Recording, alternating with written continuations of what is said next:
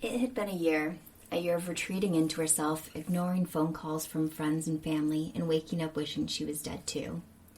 But if she died in her sleep, would she still have her dreams? Lucy didn't know she could feel so empty. Her body rocked without her consent, remembering the worst morning of her life. Lucy had lost her husband. To say it was unexpected would be like saying it was unexpected to walk to the end of the sidewalk and step off the edge of the world. No. That goes against nature, and so did losing Henry before their first wedding anniversary. When you're only 30, you don't expect to wake up next to your lifeless husband. Henry always slept holding her hand. When she woke up that day, his hand was cold and stiff against her palm. It felt waxy to her touch. Panic had overwhelmed her. She pried her fingers out of his hand and screamed, slamming her fist against his chest, praying for anything, a movement, a gasp of breath, a blink of his eyes. "Henry," she screamed. "Wake up, babe. I need you to get up now. Get up now!" Lucy wailed as the realization set in. How could he be gone?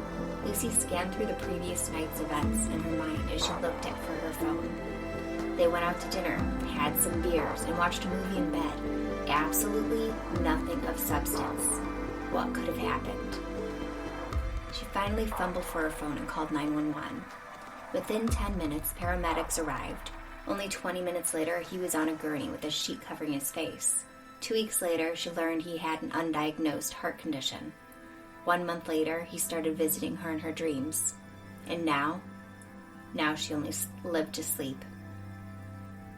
"Hey, babe," Henry said, sidling up beside her as she sat on the bed in her dream. His dark hair curled over his forehead, bringing his eyes to his warm hazel eyes. "Henry," Lucy said, breathing in his name as she spoke, "I don't like walking around this old and empty house. I'm tired of living without you." Her shoulders slumped, and her honey blonde hair fell limply over her shoulders. "You're not alone. I'm here," Henry said, squeezing her hand as he spoke. His hand felt warm, vibrating with life. It was nothing like the last time they held hands. "Hold my hand and I'll walk with you." Lucy responded by pulling herself into his lap, tucking her head into the space between his neck and shoulder. She could feel his muscles relax beneath her cheek. She murmured with her mouth against his neck, "I feel like I'm going crazy.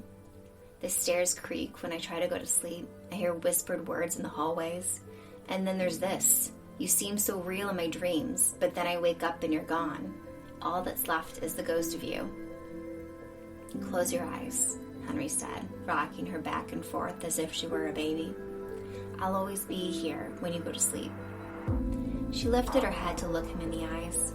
He watched her as if he were consuming her, taking in as much of her as he could before disappearing again, before she woke up. "I can't do this anymore," Lucy said. Tears welled in her eyes, threatening to fall off the edge.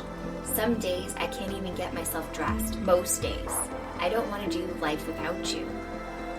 As the tears went out and fell down her cheek in hot, salty rivers, Henry wiped them away with his fingers. She could feel his pulse thrumming beneath his fingers, killing her a little more with each beat. "It's killing me to see you this way," Henry said, pressing a kiss to her temple, and then her forehead, and then her mouth. He smiled, a bright smile that had always captured Lucy's attention. "Remember when we were young? You could run around outside all day and camp all night, listening to the crickets as we'd fall asleep. Do you remember when I'd play the guitar and you'd sing? We can still have that when you go to sleep." Lucy bent her head, pressing her forehead against Henry's. "Is this real? I don't know what's real anymore." "I'm here. I'll be here as long as you need me here," Henry said. His voice sounded rough, like his throat was raw. Lucy's mouth screwed up as she tried to hold back a sob. "You're gone. I watched you disappear. Please." Her voice cracked as she spoke, but she kept her sea green eyes leveled at his. "Let me go. We'll meet again soon." Henry nodded, slowly fading away.